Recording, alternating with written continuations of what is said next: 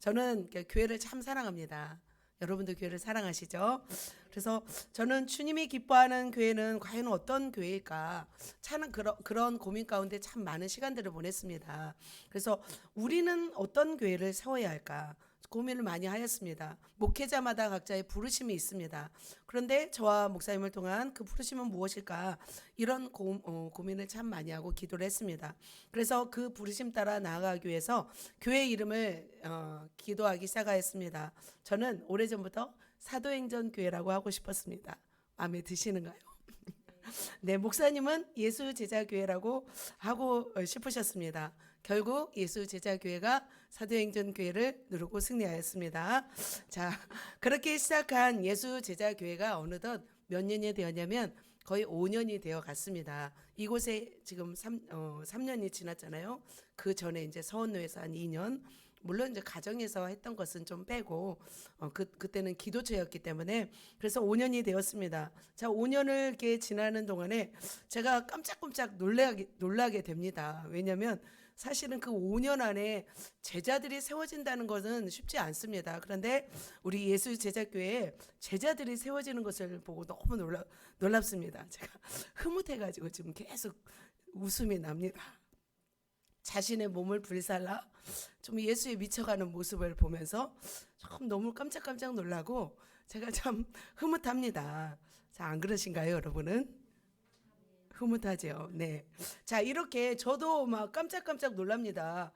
사람들도 많이 우리 교회를 보고 놀랍니다. 그런데 2000년 전에 세상 사람들이 놀랬던 사람들이 있습니다. 그들이 누구였을까요? 그들이 바로 사도들, 제자들이었습니다. 그렇다면 왜 세상이 그들에게 주목하고 그들을 보면서 깜짝깜짝 놀랐을까요? 왜냐하면 그들은 어떤 역사를 세상에 던졌냐면 지금까지 보도 듣도 못했던 성령의 역사를 세상에 던졌기 때문입니다. 그리고 이 성령의 폭발로 인한 센세이션은 계속해서 지속적으로 일어났고 그들의 숫자는 기하급수적으로 늘어났기 때문입니다. 그래서 세상은 이 제자들을 보면서 사도들을 보면서 깜짝 놀라게 되었던 것입니다. 그런데 그들은 대단한 사람들이 아니었습니다. 평범한 사람들이었습니다.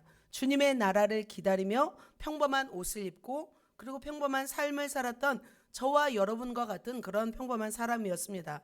그러나 그들은 방향과 목적을 알지 못하고 무엇을 해야 할지 어디로 가야 할지 모르며 살아갔던 그런 평범한 그런 사람들이었습니다. 그런데 그들은 어떤 사람으로 제가 비유하고 싶냐면 바로 이런 사람으로 비유하고 싶습니다. 이런 사람이 뭐예요? 세 글자로 야생마입니다. 야생마들이에요, 쟤네들은. 자, 그 초원을 달리는 야생마는 길들일 필요가 없습니다. 그러나 대로를 달리는 명마는 어떻게 돼야 돼요? 길들여져야 될 줄 믿습니다. 주님은 이 야생마인 제자들을 3년 동안 가르치며 훈련하였습니다. 이 제자들은 야생마로서 초원만 달리면 안 되었어요. 그들은 어떻게 해요? 야생마에서 이제 명마로 길러져야 했습니다. 자, 이 야생마죠. 자, 명마. 딱. 자, 어떤가요? 명마 보니까. 어우, 너무 멋지죠.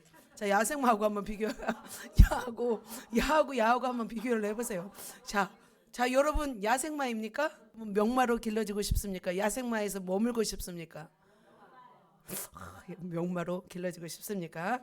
그런데 이 야생마인 제자들이 명마로 길러지기는 쉽지 않았습니다. 왜냐하면 이 명마로 길러지기까지는 참 시간이 걸리고 고된 훈련이 필요했습니다. 그들은 명마로 길러져야 했습니다. 왜냐하면 하나님의 교회가 세워지고 땅끝까지 복음이 증거되기 위해서는 바로 이 명마로 길러져야 하기 때문입니다. 왜냐하면 온 인류 구원이라는 이 대사명을 감당하기 위해서는 명마로 길러져야 합니다. 하나님은 그 대사명을 계획하시고 준비하셨습니다. 그러나 그 온 인류의 구원을 이루어갈 수 있고 그것을 운행해야 할 사람들은 누구냐면 바로 명마로 길러진 하나님의 제자들이었습니다.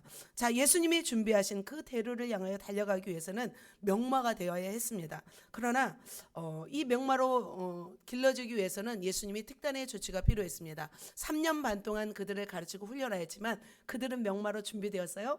준비되지 않았습니다. 마지막 한 고비가 필요했습니다. 특단의 조치가 필요했습니다. 바로 그 특단의 조치는 무엇이었냐면 예수님의 부재였습니다. 예수님이 명마로 그들을 길러내기 위해서 예수님은 특단의 조치 뭘 하셨냐면 승천, 예수님이 승천하심으로 부재하심으로 그들에게 특단의 조치를 했습니다. 그것이 맞았을까요? 네, 맞았습니다. 자, 예수님이 승천하신 후에 제자들은 처음에는 방황했습니다. 현실을 직시하고 그러나 분명한 목적을 가지고 움직여야 했습니다. 이제 제자들은 어떤 상황이었냐면 정신을 차리게 되었습니다. 아, 현실이 이제는 장난이 아니구나 라는 것을 깨닫게 되었습니다. 그동안은 예수님을 따라다니며 양육을 받으면서 그리고 예수님이 하시는 사역들을 지켜보고 와, 예수님 잘하셨습니다 박수 치면서 그들은 나아갔습니다. 그러나 이제는 예수님이 없는 상태에서는 아, 이제는 실전이구나. 지금은 왕을 모시는 군주로서 살아갔다면 이제는 스스로 개척해야 할 그 시간이 되었다는 것이죠. 그래서 한마디로 말하면 지금까지는 뭘 하냐면 재미있게 수영장에서 수영을 했던 거예요. 그런데 예수님이 이제는 부재하는 상황에서는 어떤 상황이냐면 이제는 바닷가의 깊은 곳을 어떻게 해요? 맨몸으로 헤엄쳐 가야 하는 그런 상황인 거죠. 바로 이렇게 제자들은 특단의 조치, 예수님이 없는 상황에서 정말 경각심을 가지고 나름대로 목적을 가지고 현실을 직시하면서 나아가게 되었습니다. 그래서 그들은 모여들기 시작했습니다. 이곳이 어딜까요? 바로 마가의 다락방입니다. 이렇게 개조를 하고 이렇게 멋지게 했는데 120명이 모일 정도만큼은 아니었대요. 굉장히 협소한 곳이었대요. 그런데 그들은 모였다는 거죠. 마가의 다락방이 모였습니다. 그래서 예수님의 유언을 기억하면서 그들은 무엇하기 위해서 모였어요? 능력을 받기 위해서, 기도하기 위해서 모였습니다. 그리고 하나님의 능력을 힘입기 위해서 120명의 사람들이 모였습니다. 그들은 이 좁은 공간 안에서 정말 쉼없이 기도하기 시작했습니다. 로마군의 살벌한 수색과 그리고 유대인의 삼엄한 경계 가운데서 그들은 숨죽이면서 조용히 기도하기 시작하였습니다. 하루 이틀 시간 가는 줄 모르고 기도하였습니다. 배고픈 줄 모르고 기도하였습니다. 이곳에서는 음식을 먹을 수가 없대요. 왜냐하면 너무 좁고 사람들이 많고 또 사람들이 외부에서 또 들킬 수 있기 때문에 그들은 어쩌면 금식하면서 그들은 기도하였을 거라고 많은 사람들이 이야기합니다. 그들이 어느 한계점에 다다랐을 때 놀라운 일이 일어나기 시작했습니다. 어떤 일이 일어났을까요? 누가 오신 거예요? 바로 그렇습니다. 바로 성령님이 오신 것입니다. 성령 하나님이 강권하심으로 역사하심으로 그들에게 불같이 임하셨습니다. 그들은 너무 놀랐을 것입니다. 그들이 알지 못하는 새로운 언어로 말하기 시작하였습니다. 그리고 자신도 절제할 수 없는 강력한 힘에 의해서 하늘 언어를 말하기 시작하였고 하늘의 능력을 힘입기 시작하였습니다. 그렇게 하나님의 강권하신 성령의 역사 가운데 그들에게 임했을 때 그들의 삶은 어떻게 변하기 시작했냐면 180도 변하기 시작하였습니다. 그들은 야생마에서 어떤 마로 변화되었어요? 명마로 이제는 변화되기 시작하였습니다. 자, 지금까지는 어떻게 살았어요? 자신의 상식, 자신의 지식, 자신의 의지, 자신의 원하는 뜻대로 살았다면 이제는 누구 뜻대로 이제 살아가는 거예요? 성령님의 인도하신 가운데 그들이 살아가는 것입니다. 그런데 그 삶은 너무나 엄청난 삶이었고 너무나 멋진 삶이었습니다. 이제는 자신의 힘이 아니라 누군가에 의해서 저절로 사라지는 삶이었기 때문에 그들은 삶은 늘 기쁨이었고 감격이었고 어디에서 사는 것처럼 살았냐면 천국에서 사는 삶처럼 그들은 살기 시작하였습니다. 사랑하는 성도 여러분, 여러분도 그렇게 살기를 원하십니까? 아멘. 그렇게 살아가시기를 예수님의 이름으로 축복합니다. 자, 그들은 이제 한 차원 다른 평범하지 않는 비범한 하나님의 사람으로 이제는 준비되었고 명마로서 이제는 대로를 달릴 수 있는 그런 모습으로 갖추어지기 시작하였습니다. 그들은 더 이상 떠돌이의 삶이 아니었습니다. 이제는 성령님을 모시고 성령께서 이끄시는 대로 살아가는 그런 하나님의 사람이 되었던 것입니다. 이제는 어떤 삶이냐면 하늘에 창공을 나르는 어떤 자유로운 새처럼 그렇게 하나님의 뜻을 펼치는 하나님의 사람으로 이제는 준비되었던 것입니다. 그래서 오늘 본문의 말씀은 그들이 새롭게 변화되어서 살아가는 삶을 오늘 사도행전 2장 42절에서 47절까지의 모습을 말씀하고 있습니다. 좀 적지 않은 그런 말씀이지만 그들이 새롭게 변화된 그들의 삶을 통해서 우리의 삶에도 그들의 삶이 고스란히 적셔지기를 소망하는 마음이 있습니다. 여러분 소망하십니까? 그렇게 예수 제자교회가 그렇게 말씀 사도행전의 그 모습의 삶을 그대로 답습하고 그대로 적셔내어서 그런 역동적인 시대를 변화시키는 그런 강력한 삶을 살아내셨으면 좋겠습니다. 살아나시기를 예수님의 이름으로 축복합니다. 그래서 오늘은 하나님이 그들을 통해서 세상을 뒤흔든 역대급 대소동이 무엇인지 두 가지를 살펴보도록 하겠습니다. 내부적으로, 외부적으로. 그래서 그러한 아름다운 대소동이 우리 교회 안에 일어나기를 소망하고 그러한 아름다운 대소동이 외부적으로도 드러나기를 예수님의 이름으로 축복합니다. 자, 계속하여 말씀 보도록 하겠습니다. 자, 그렇다면 사도들의 내부적 소동은 어떤 소동이었는지, 자, 첫 번째요, 사랑의 교제였습니다. 같이 말씀 읽겠습니다. 시작.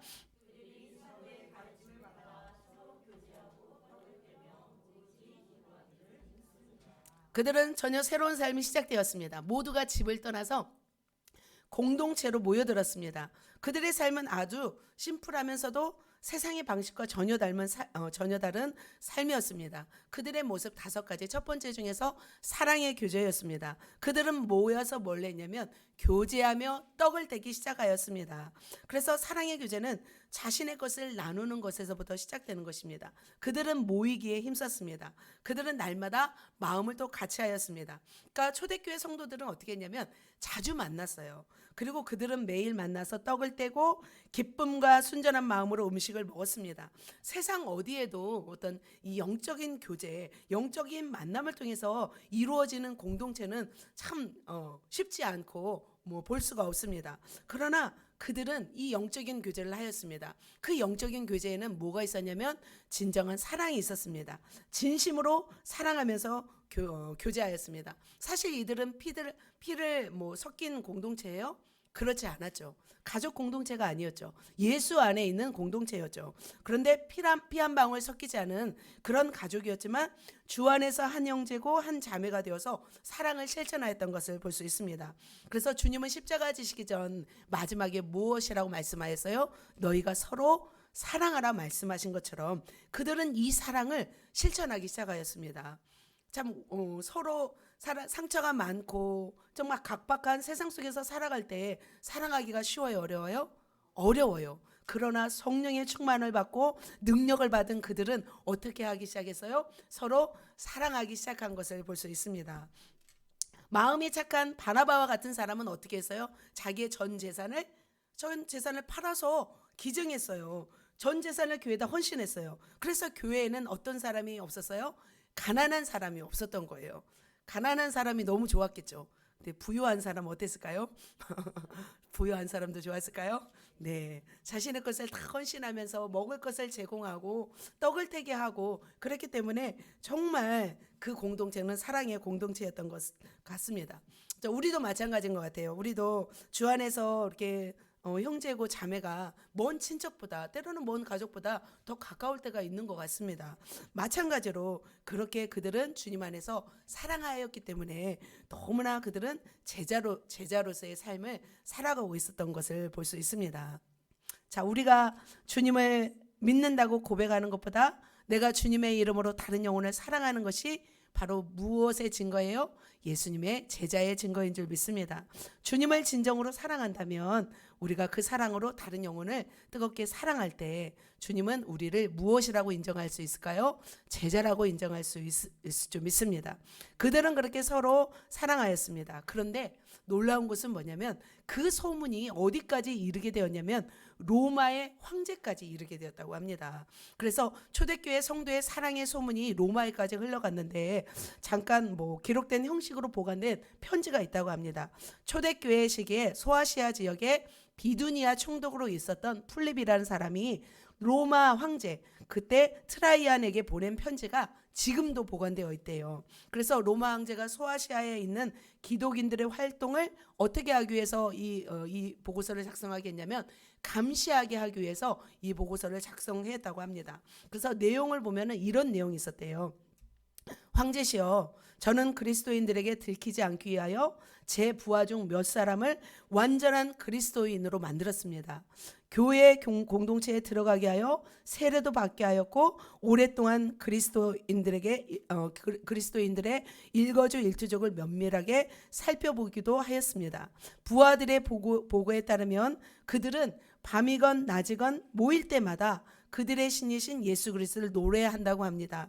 또 많은 양을 소비하는 건 아니지만 자주 빵을 떼고 포도주를 마시면서 기뻐하고 즐거워한다고 합니다. 참으로 이해할 수 없는 것은 그들은 자신들을 괴롭히는 사람들을 위해서도 기도한다고 합니다. 황제시여, 그들은 로마의 관리를 위해서 그리고 황제 폐하를 위해서 기도하고 있습니다.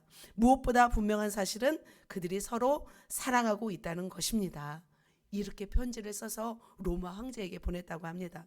자, 예수 믿지 않은 사람들의 눈에 정말 우리 그리스도인들이 더 뜨겁게 사랑하고 정말 서로를 위해서 기도하고 있는 모습을 정말 보여준다면 누가 영광 받으실까요? 하나님이 영광 받으신 줄 믿습니다. 그래야만이 우리가 예수님의 제자로 또 인정받을 수 있을 줄 믿습니다. 1세기의 카타콤에는 이런 글귀가 적혀 있다고 합니다. 어떻게 적혀 있냐면 우리는 서로 사랑함으로 천국을 경험합니다 라고 카타콤에 적혀 있다고 합니다. 어둡고 습기찬 지하 감옥, 그 동굴 속에서 어둠 속에서도 그들은 무엇을 경험해서요? 천국을 경험한 줄 믿습니다. 사랑하는 성도 여러분, 우리가 천국을 경험하는 것은 다른 것이 아니라 우리 안에 무엇이 있을 때, 사랑이 있을 때 우리는 이곳에서도 천국을 경험한 줄 믿습니다. 사랑하는 성도 여러분, 여러분의 가정 안에 무엇이 있을 때, 사랑이 있을 때 여러분의 가정 안에도 천국이 경험될 줄 믿습니다. 예수 제자교회에 오면 사람들이 많이 칭찬하는 것이 있었습니다. 뭐예요? 사랑이 많다는 것이었습니다. 서로 사랑한다는 것이었습니다. 그래서 오늘도 우리가 더 서로 사랑하면서 이 사랑을 힘입어서 이 사랑을 어디에 흘려보내야 될까요?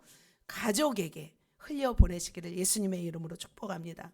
그래서 서로 사랑함으로 사랑을 흘려보내므로 여러분의 가정과 또 여러분의 친지 가운데 천국을 경험시키는 바로 여러분이 되시기를 예수님의 이름으로 축복합니다. 자, 오늘은 특별히 사랑의 교제 부분을 제가 좀 더 시간을 할애했습니다.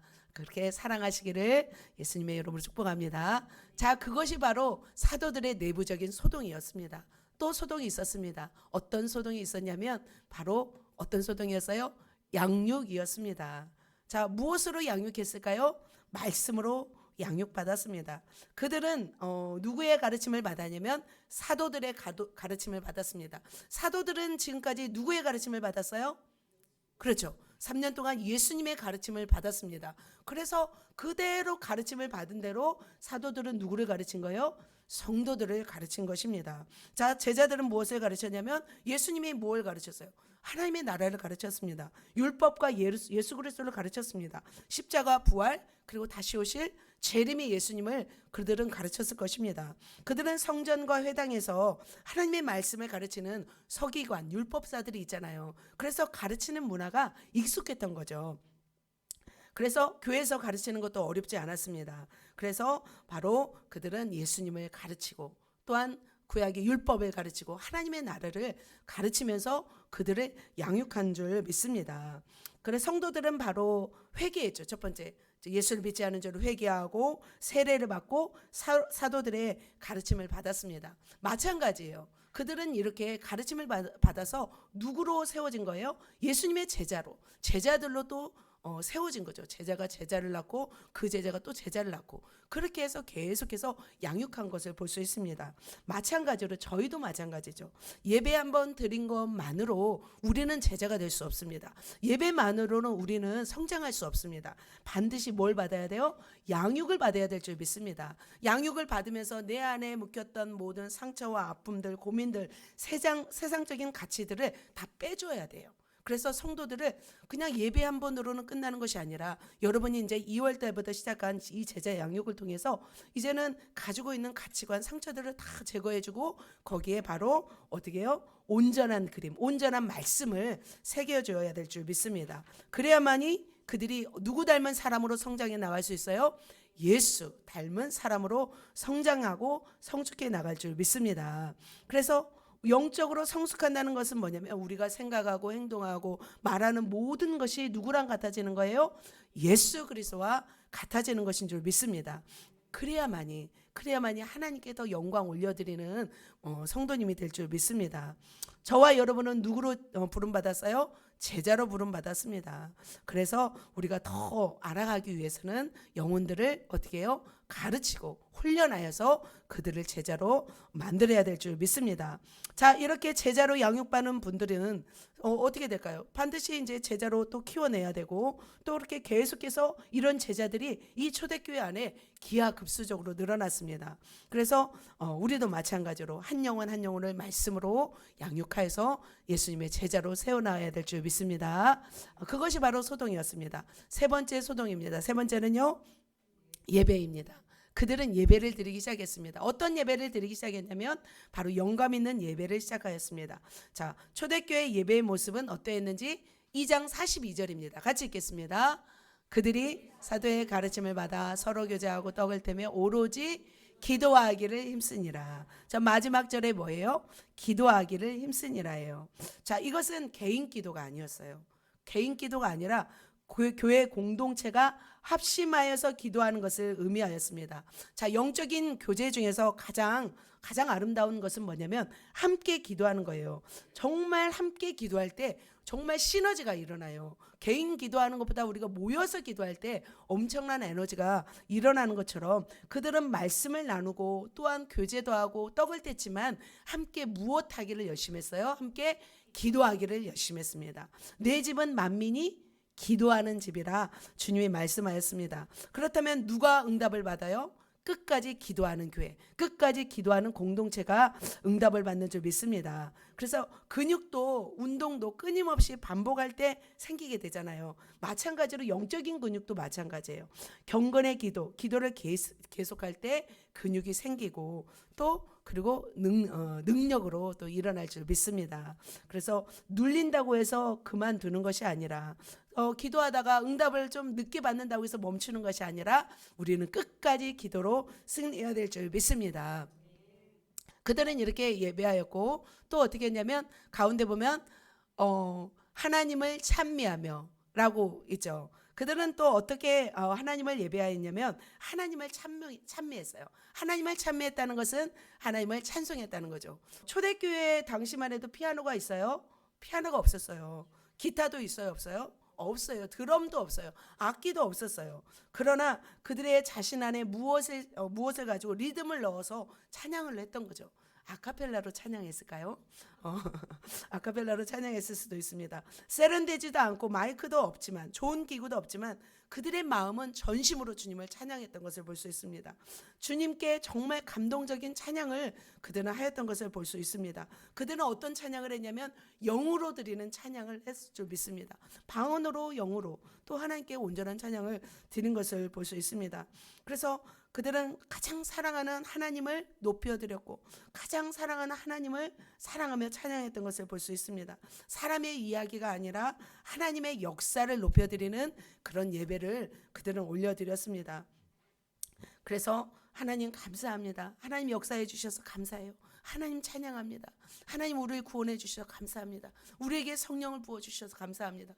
그들은 말할 수 없는 그런 하늘 언어로 하나님을 경배하고 찬양한 것을 볼 수 있습니다. 그 전에는 사실 이들이 모였을 때는 어떻게 모였어요? 두려움 가운데 모였어요. 삼엄한 경계 가운데 그들은 두려워하면서 모였던 거죠. 모여서 기도하면서 그들은 어떤 사람이 되었냐면 무서움을 모르는 사람으로 이제는 담대한 사람으로 변했던 것이죠. 그렇기 때문에 그들은 모여서 찬양하고 기도하고 이렇게 삶을 살아간 것을 볼 수 있습니다.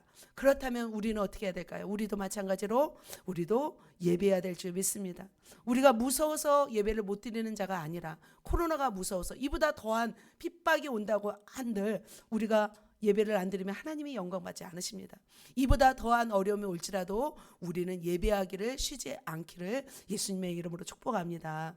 우리가 또 명절이라고 대충 드리는 것이 아니라 명절 뭐 잠깐 시간 뭐 1시간 늦춘다고 그러죠. 또 식구들은 뭐라고 할지 모르지만 하나님은 우리를 받으실 줄 믿습니다. 남들이 예배하지 않을 때 예배하고 남들이 어떻게 명절 세느라 바쁠 때 우리는 예배한다면 그것이 우리에게 뭐가 될까요? 어드밴티지가 되죠. 우리에게 점수가 될 줄 믿습니다. 그래서 우리가 하나님 앞에 최선을 다해 예배할 때 하나님이 영광 받으십니다. 그들은 그렇게 하나님께 하늘에 닿는 예배를 드린 줄 믿습니다. 자, 네 번째 어떤 소동이 있었냐면 사역입니다. 어떤 사역이냐면 그들은 은사를 통해서 사역했습니다. 자, 에베소서 4장 11, 12절입니다. 같이 읽겠습니다. 시작. 그가 어떤 사람은 사도로, 어떤 사람은 선지자로, 어떤 사람은 복음 전하는 자로, 어떤 사람은 목사와 교사로 삼으셨으니 이는 성도를 온전하게 하며 봉사의 일을 하게 하며 그리스도의 몸을 세우려 하심이라. 자, 하나님은 각자마다 달란트와 은사를 주셨습니다. 각자에게 주신 달란트와 은사를 가지고 섬기면 바로 하나님의 사역을 감당한 줄 믿습니다. 그래서 질서 있고 품위 있게 맡겨진 일들을 주님이 여러분에게 주신 능력과 은사로 감당하면 될 줄 믿습니다. 초대교회 성도님들은 그렇게 사역을 감당했습니다. 그래서 빌립 집사 아시죠? 빌립 집사는 예언하는 4딸을 두기도 하였습니다. 그래서 또 그들을 통해서 예언을 하기도 하고 또 사마리아에 내려가서 어떻게 했어요? 그들은 또 빌립은 이디오피아 국고를 맡은 네시 간다게에게 복음을 전하기도 하였습니다. 또 7집사의 역할들이 있었습니다. 과부들을 구제하고 영혼들을 섬기는 일을 7집사들이 하였습니다. 그리고 사도들은 말씀과 기도에 전무하면서 자신의 달란트로 사역을 감당했던 것을 볼 수 있습니다. 그래서 우리 각자에게도 마찬가지로 독특한 하나님의 은사가 있는 줄 믿습니다. 그래서 은사를 주시고 우리에게 능력을 주신 이유는 바로 이것을 사용하기를 주님이 원하신다는 것이죠. 그래서 우리는 왕같은 제사장으로 주님의 나라의 백성으로 부르셨습니다. 그래서 우리 교회는 평신도가 없기를 소망합니다. 전 성도의 간부화가 되기를 원합니다. 전 성도의 뭐예요? 다 제자화가 되기를 원합니다. 그래서 우리 모두는 주님의 사역자인 거죠. 그래서 봉사하면서 섬기면서 우리가 성장할 때 바로 교회가 성장하게 될 줄 믿습니다. 여러분도 성장하고 교회도 성장할 줄 믿습니다. 그래서 교회는 양로원이나 타가소가 아닌 거죠. 우리는 전투함을 탄 줄 믿습니다. 군사의 집합소가 된 줄 믿습니다. 그래서 각자에게 주신 은사로 사역하면 됩니다. 마찬가지로 초대교회는 그 전에는 뭐 사역을 했어요? 사역을 안 했잖아요. 그냥 떠돌아다니는 그냥 야생마들이었잖아요. 예수님 배우고. 그런데 명마로 길러지니까 이제는 다른 영혼들을 자신처럼 길러내는 그런 사역을 했던 것 같습니다. 자, 마지막으로 그들은 어떻게 했을까요? 마지막 선교 전도했습니다. 같이 읽습니다. 하나님을 찬미하며 온 백성의 칭송을 받으니 주께서 구원받는 사람을 날마다 더하게 하시니라. 자, 날마다 구원받는 사람을 더하게 하신 일을 어디서 행한 거예요? 지금 초대교회 현장에서 일어나게 하신 것입니다. 날마다 초대교회는 공동체는 구원받는 성도가 날마다 증거한 곳이었습니다. 성령의 역사 가운데 능력 있게 복음을 증거하였습니다. 그런 복음을 자신들 안에 테두리 안에 갖추지 않았습니다. 가둬놓지 않았습니다. 그들은 하나님의 나라를 확장시키는 그런 공동체가 되었습니다. 우리도 마찬가지죠. 우리도 작년에 비해서 2배 이상 하나님이 우리 교회를 성장시켜 준 것을 볼 수 있습니다. 또 올해는 더 2배 이상 우리가 또 하나님이 성장시켜 줄 걸 믿고 우리가 나아가야 될 줄 믿습니다. 우리가 날마다 예수를 주와 그리스도라고 전할 때 하나님께서 영광 받으십니다. 그러자 어떻게 돼요? 날마다 구원받는 사람을 더하게 하신 줄 믿습니다. 그래서 우리는 전도하는 거죠. 전도하면 그 결과는 누구께 맡겨드려요? 하나님께 맡겨드리고 우리는 사명을 다하면 될 줄 믿습니다. 어쩌면 우리가 살아가는 최종 목적이 뭘까요? 바로 이 선교, 전도일 줄 믿습니다. 그래서 전도는 모든 직장에서, 학교에서, 또 사업장에서, 가정에서 최종 목적이 되어야 될 줄 믿습니다. 많은 성도님들이 많이 간증하죠. 그냥 나는 주님의 일을 했는데 주님이 나의 일을 하셨다라고 이렇게 간증하시는 분들이 많이 있습니다. 그래서 우리는 오직 성령이 임하시면 권능을 받고 복음을 전하는 하나님의 사람이 되어야 될 줄 믿습니다. 우리는 능력 있게 또 살아가기 위해서는 또 우리가 또 성령을 힘입고 전도하면 될 줄 믿습니다. 자, 이러한 역사가 초대교회 성도들의 삶에 나타나고 있었습니다. 그 내부적으로 5가지였습니다. 교제, 양육, 예배, 사역, 선교의 모습이 이 교회 초대교회 공동체에 뿌리 내리고 있었습니다. 그런데 이런 내부적인 모습이 과연 외부적으로 흘러갔을까요? 자, 외부적으로도 흘러가게 되었습니다. 외부적으로는 어떤 일이 일어났냐면 더 역동적이고 또 세상이 막 소동케 되는 역사가 일어나기 시작했습니다. 자, 그래서 복음은 흐르는 시냇물처럼 흘러가지만 결국 어떻게 돼요? 강을 이루게 되고 결국에는 바다를 이루게 되는 것을 볼 수 있습니다. 자, 두 번째로 자, 내부적인 소동이 있었습니다. 자, 외부적인 소동은 어떤 소동이 일어났는지 보도록 하겠습니다. 자, 이러한 초대교회 성도들에게 나타난 성령의 역사는 지속적으로 확장되었습니다. 그것이 확장되었을 뿐만 아니라 엄청난 파급력이 있었습니다. 자, 예수님은 복음서에서 하나님 나라의 성격을 무엇으로 말씀하셨냐면 바로 겨자씨와 누룩으로 말씀하셨습니다. 그래서 그때는 이 말씀이 무엇인지 이해가 안 됐습니다. 그러나 사도행전에 들어가서 사도행전의 역사 가운데 수많은 무리들이 주께로 돌아오는 것을 보면서 아, 주님이 왜 겨자씨로 말씀하셨는지를 알게 되었습니다. 같이 한번 읽겠습니다. 시작. 또 비유를 들어 천국은 마치 사람이 심은 겨자씨 하나를 같으니 또 말씀하시되 천국은 마치 여자가 가루서말 속에 갖다 넣어 전부 부풀게 한 누룩과 같으니라. 작고 작은 누룩, 작고 작은 이 겨자씨 하나가 엄청난 나무를 이루고 엄청난 크기를 만든 것처럼 이 작고 작은 복음이 바람을 타고 이제는 전 세계로 확장되는 것을 볼 수 있습니다. 그래서 여러 곳에 뿌려지고 그곳에 싹이 나고 열매를 맺어서 자라나게 되었습니다. 그 숫자는 기하급수적으로 늘어나게 되었습니다. 그래서 복음서 다음에 일어난 역사, 사도행전의 역사 가운데 하나님의 나라가 확장된 것을 볼 수 있습니다. 그래서 날마다 사람을 더하게 하시니라. 또 그리고 믿고 주께로 나오는 자가 더 많으니 남녀의 큰 무리더라. 또 뭐예요? 제자의 수가 심히 많아지고 허다한 제사장의 무리도 이도에 복종하니라. 마지막 한 절 더 말씀 읽습니다. 그리하여 온 유대와 갈릴리와 사마리아 교회가 평안하여 든든히 서가고 주를 경외함과 성령의 위로로 진행하여 수가 더 많아지니라. 할렐루야. 이와 같이 하나님의 말씀은 흥왕하여 더 하였다고 말씀하고 있고 교회의 숫자 또 성도의 숫자가 날마다 늘어갔다고 하나님은 말씀이 되었습니다. 이 숫자가 큰 세력이 되었어요. 작은 세력이 아니었습니다. 그래서 이 초대교회 공동체는 무엇을 경험했냐면 큰 부흥을 경험했습니다. 그래서 사도 베드로의 이 설교 한편으로 몇천 명이 바로 모이게 되었어요. 회개해서요. 3,000명이 모였던 것을 볼 수 있습니다. 그리고 또 어떻게 해요? 그들은 또 예수님에 또 대해서 들었고 관심이 있어서 또 몰려들었습니다.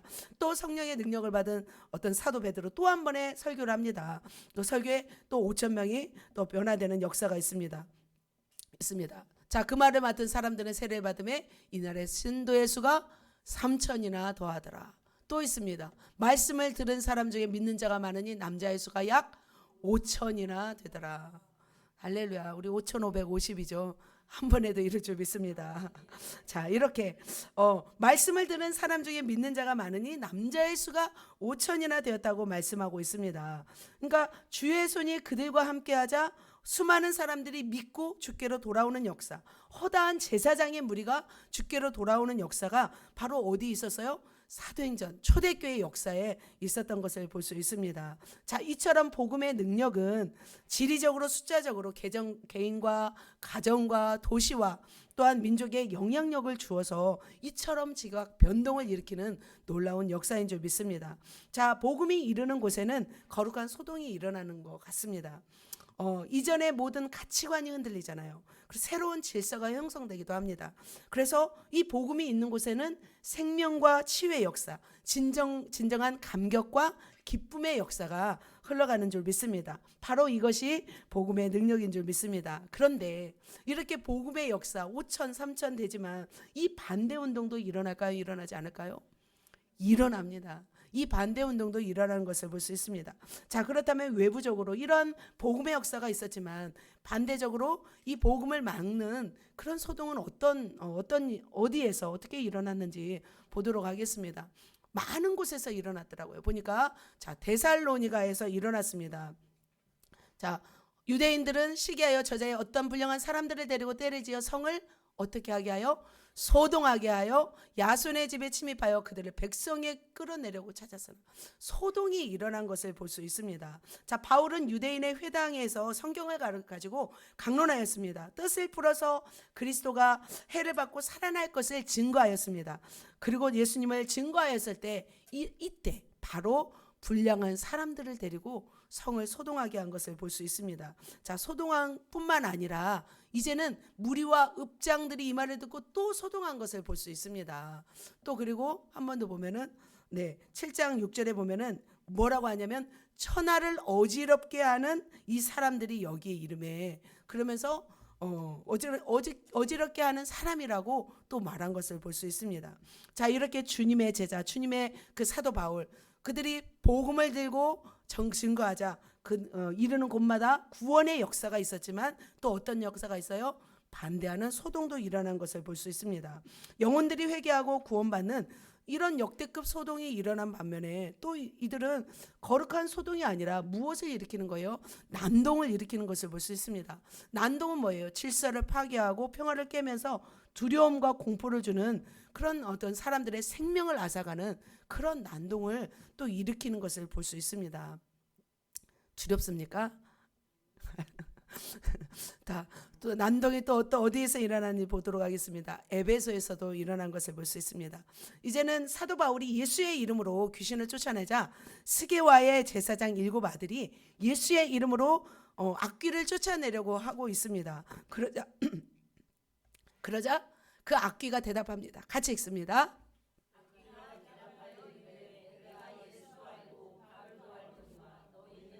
네.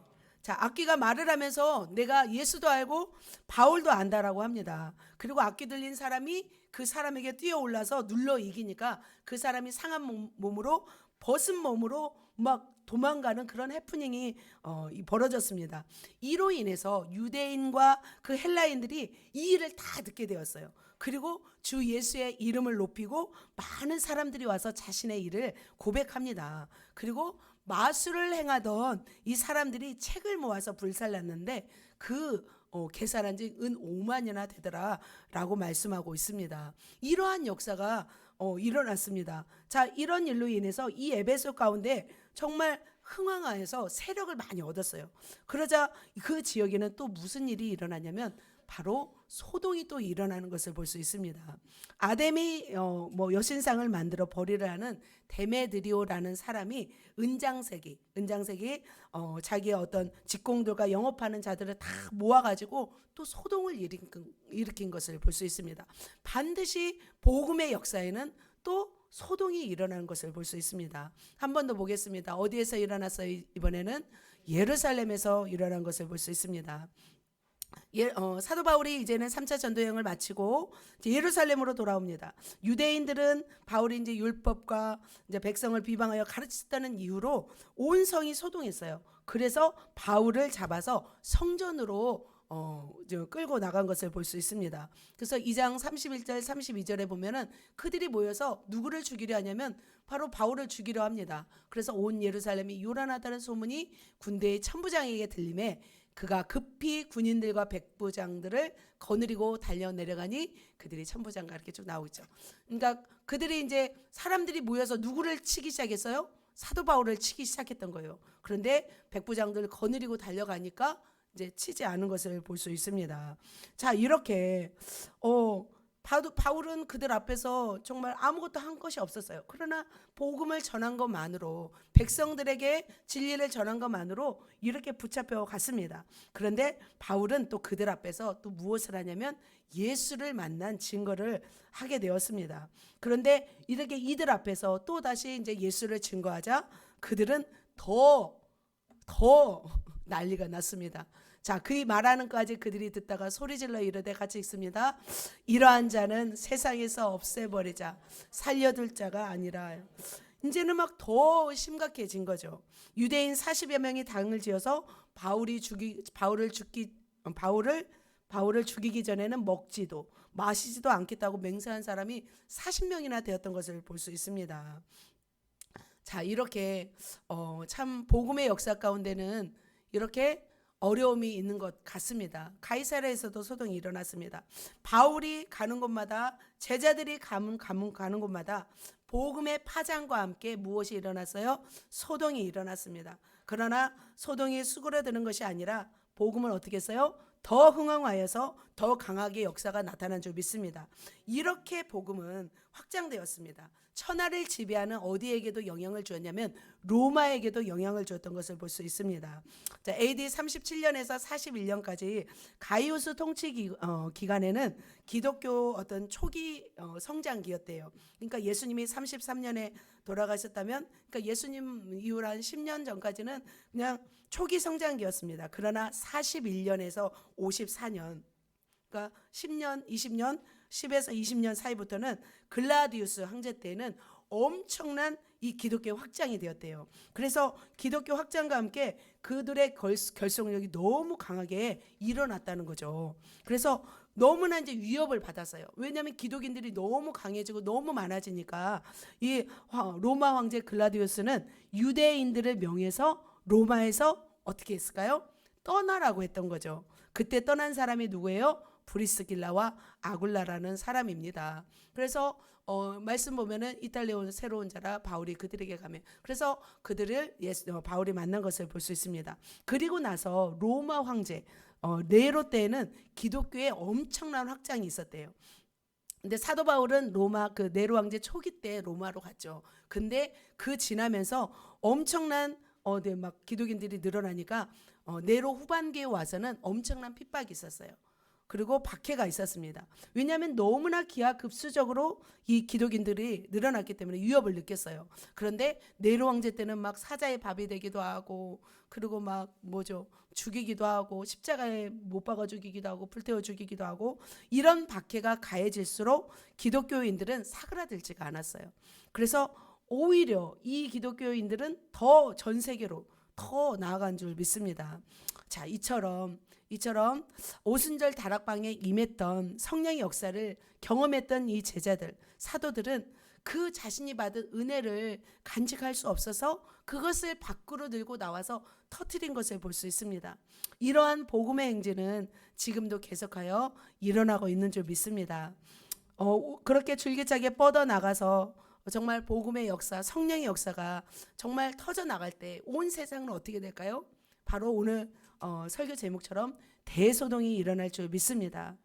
그리고 예수를 그리스도라 부르며 그런 초대교회 역사를 우리가 소망한다면 지금 이 시대에도 그런 역사는 일어날까요? 일어나지 않을까요? 일어날 줄 믿습니다. 한 번 더 전 세계 복음의 역사가 다시 일어나야 될 줄 믿습니다.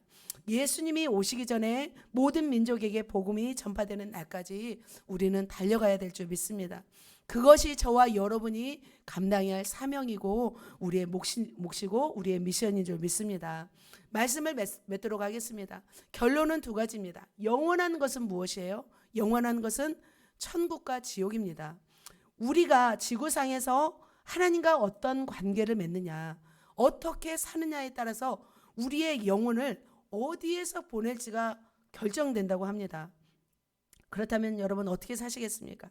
우리가 지금의 삶이 영생을 위한 준비 과정이라고 우리가 깨닫는다면 우리의 삶에서 우리는 더 많은 것을 또 어떻게 해요? 많은 것이 달라져야 될 줄 믿습니다. 그것은 바로 우리가 성령의 능력을 받고 복음을 증거하는 삶이어야 될 줄 믿습니다. 자, 우리 예수제자교회 세우신 목적이 있습니다. 여러분 기억하실지 모르겠지만 세우신 목적은 뭐였냐면 첫 번째로는 비신자를 전도하는 것이었습니다. 가족 공동체를 세우는 것이고 복음 공동체를 세우는 것이고 그리고 영적인 제자 공동체를 세우는 것이 바로 우리 예수 제자교회의 목적입니다. 성도가 예수를 구주로 믿고 구원받고 제자 훈련을 통하여서 군사로 양육되어 훈련되어 세상에 무엇으로 파송되는 거예요? 선교사로 파송하는 것이 바로 우리 교회의 목적인 줄 믿습니다. 이런 교회를 같이 세워보시겠습니까? 아멘. 저는 그래서 어떤 교회를 우리가 또 세울까라는 생각을 했을 때 이런 교회를 일으키고 싶은 마음이 더 들었습니다. 우리가 비전을 가지고 달려가는데 사도행전의 역사를 일으키는 교회 어떻습니까? 아멘. 세상의 역대급 소동을 일으키는 교회. 아멘. 세상을 복음으로 멘붕 오게 하는 교회. 아멘. 강력한 복음과 성령의 불을 던져 하나님의 나라를 확장하는 교회. 이런 교회 어떻습니까? 아멘. 이런 교회를 세워 나가시기를 예수님의 이름으로 축복합니다. 자, 그렇다면 결론입니다. 사도행전의 역사, 세상에 역대급 소동을 일으키는 교회, 세상을 면봉 오게 하는 교회, 세상을 바꾸는 교회는 바로 이 5가지가 준비되어야 될 줄 믿습니다. 첫 번째로는요, 사랑으로 교제하기, 성경으로 양육받기, 영감 있는 예배하기, 성령 은사로 사역하기, 성령의 능력으로 전도하기. 이렇게 우리가 이 교회, 이러한 교회로 만들 때 우리는 세상에 나가 영향력 있고 세상을 변화시키는, 세상에 대소동을 일으키는 그런 교회가 될 줄 믿습니다.